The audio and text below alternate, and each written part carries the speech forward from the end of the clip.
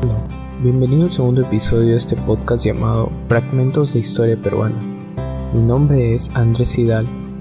Siéntate cómodo, colócate los auriculares y disfruta de este episodio dedicado al incidente de las bombas asesinas de 1958.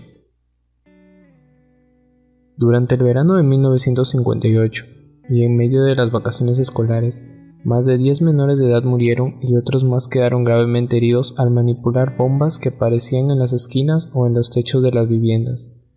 Las explosiones fueron pesadillas que terminaron convirtiéndose en una triste realidad. Los episodios más resaltantes y documentados de estas tragedias ocurrieron en Magdalena del Mar y Surquillo, afectando directamente a niños que jugaban inocentemente junto a sus amigos. El terror en Magdalena del Mar. El domingo 23 de febrero de 1958, un grupo de 5 niños jugaba en su barrio, en la calle Tarapacá. Manipulaban un artefacto que desconocían, pero que los cautivó.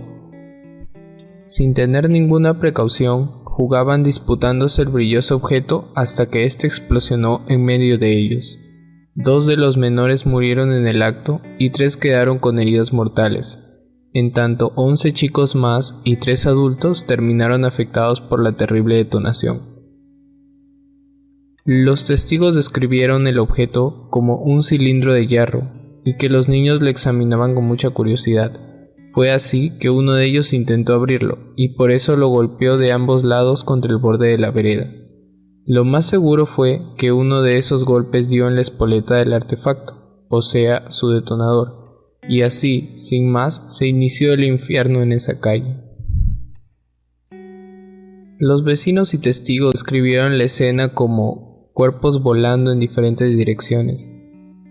En medio del estupor general, algunos reaccionaron para levantar a los niños heridos y conducirlos en autos propios o taxis al hospital de la policía, al Hospital del Niño y a la asistencia pública de la Avenida Grau.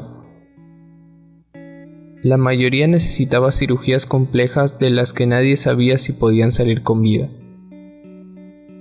Los primeros en fallecer fueron 2 hermanos, los hermanos Luna, quienes eran un niño de 12 años y una niña de 10 años. Fallecieron en el Hospital del Niño en Breña. En ese mismo centro de atención también estaban sus hermanos menores de 9 y 8 años, heridos, graves, con quemaduras y fracturas. Los otros heridos, algunos de ellos también hermanos, fueron conducidos al Hospital Alcides Carrión del Callao, y los adultos afectados al Hospital Guillermo Almenara, antiguamente llamado Hospital Obrero. Entre estos últimos estaba el señor Marín, el padre de un herido. A los más leves los llevaron a sus propias casas para una recuperación prácticamente casera. La prensa buscó entre los menores a alguien que pudiera relatar o dar un detalle revelador del hecho. Lograron hablar con un niño llamado Alejandro, quien quedó herido y solo atinó a decir varias veces que no sabía nada, como queriendo salir de esa pesadilla. Sin embargo, más tarde, el niño contaría algo de esa escena que no se le borraba de la cabeza. El niño describió la escena de la siguiente manera. Otros niños y yo jugábamos con otro muchacho llamado Arturo, y se estaban colgando de mi espalda para tumbarme al suelo. En eso se oyó una explosión terrible y sentí que me dolía todo el cuerpo. Luego se le preguntó por quién tenía el objeto de metal, a lo que respondió: no sé, todos estaban jugando junto al árbol. La pérdida de las piernas y las hemorragias internas eran los daños más comunes en las pequeñas víctimas. También sufrieron heridas por esquirlas y golpes en la cabeza.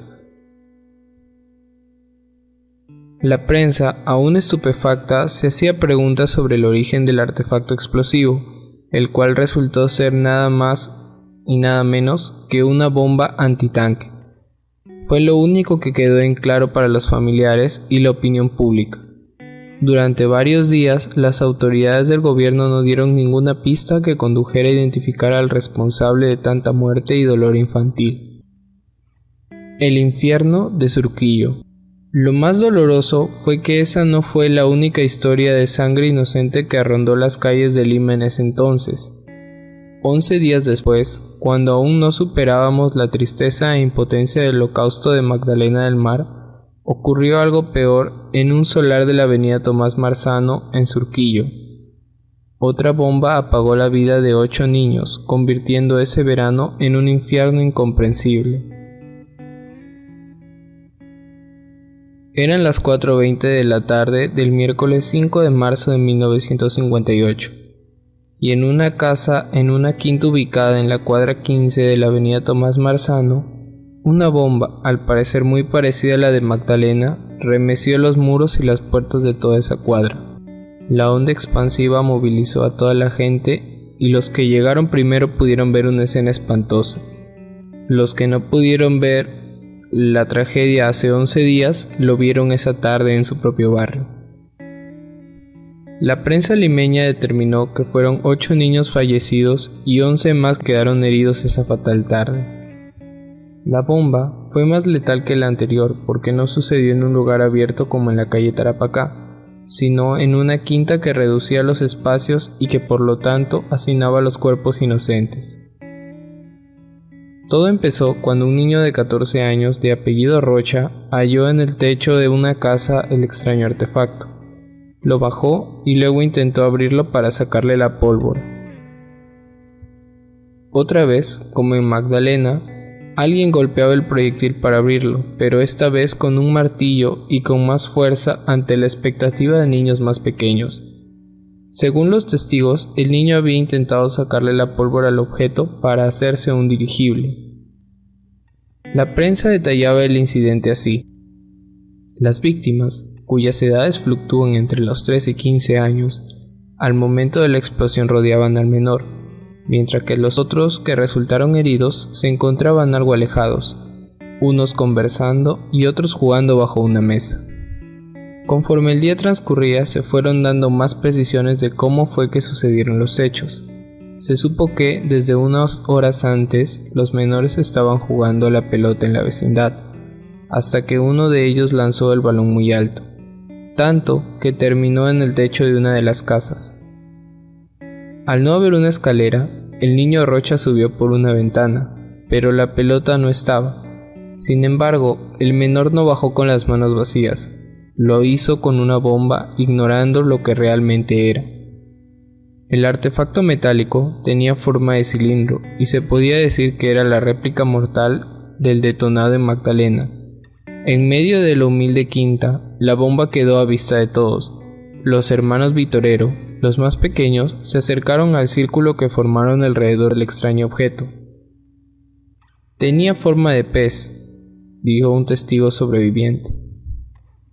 Según los niños testigos, el primer golpe al medio no le hizo nada. Fue el segundo golpe, en la punta, donde estaba el percutor, que acabó por hacerlo explosionar. Un estruendo bélico, una lluvia de adobe y polvo y gritos ensordecedores se presentaron al instante. Para los sobrevivientes, la escena parecía avanzar en cámara lenta. Los segundos pasaban como una plancha de plomo en las espaldas. Quedaron fracturas expuestas, heridas graves por esquirlas, cuerpos sin vida. Así fue esa tarde de infierno en Surquillo. Minutos después, las sirenas de los bomberos, de la policía y las ambulancias se escucharon con mayor intensidad. Los mismos hospitales que recibieron a las víctimas de la semana anterior acogieron también a estas, que se desvanecían en los brazos de sus padres. Llegaron a la escena del crimen el entonces prefecto de Lima, el coronel Ramón Ramírez Espinosa, el comisario Agustín Jordán Romero y los demás expertos en criminalística para recoger pruebas, testimonios y evidencia técnica del hecho. Lo que más llamó la atención fue un pedazo de fierro, en forma de espiral, que habría sido la espoleta. Lo que recogieran ese día serviría para establecer qué tipo de artefacto explosivo era el que se accionó esa tarde. Al día siguiente, jueves 6 de marzo, los limeños empezaron a movilizarse. Los vecinos de todos los distritos buscaron en sus parques, pasajes, calles y jirones, en sus techos, jardines y esquinas, casi como sabuesos humanos, algún artefacto u objeto que les resultara sospechoso. Un barrido por toda la ciudad, una cruzada en bien de los niños se impuso conciencia en todos los vecinos, y aparecieron más bombas olvidadas o dejadas a propósito. Nadie lo sabía realmente. Aparecían y eran entregadas a la policía. Ese día, en Miraflores, en la comisaría de Balta, la señora Cecilia Candiotti de Pachas entregó una bala de cañón que medía 30 centímetros de largo. Fue uno de sus hijos el que la halló en un basural de Surquillo. Mientras tanto, en Lince, Carlos Chiarella, un agente municipal del distrito, halló 2 cascos de bomba sin estallar en una zona despoblada de la urbanización Rizo. Dejó estas evidencias en la comisaría del sector. Finalmente, la jornada de reacción cívica terminó en la noche cuando Cristóbal Contreras entregó en la comisaría de la Victoria nada más que una granada que encontró casualmente cerca a su casa en el Jirón Canta. Las sospechas se incrementaron, pero no se llegó a determinar directamente a un responsable. No obstante, era evidente que al ser un armamento de guerra, el origen era una fuente militar. Hacía 2 años que había concluido la dictadura del general Manuel Aodría, y estaba en el poder elegido democráticamente Manuel Prado Ugarteche, elegido en 1956. Los indicios iban dirigidos hacia el lado de los desestabilizadores políticos, como un rezago de la dictadura militar anterior, pero no hubo nada en concreto. Lo más concreto fue el dolor, la rabia y la tristeza que cundió con la pérdida de esas inocentes vidas infantiles. Esa ha sido la historia de este catastrófico incidente de 1958. Si llegaste hasta acá, no te olvides de seguir este podcast, que con eso me ayudas mucho. Si tienes un tema en especial del cual quieras que hable, siéntete libre de enviar un mensaje. Eso es todo de mi parte. Hasta la próxima.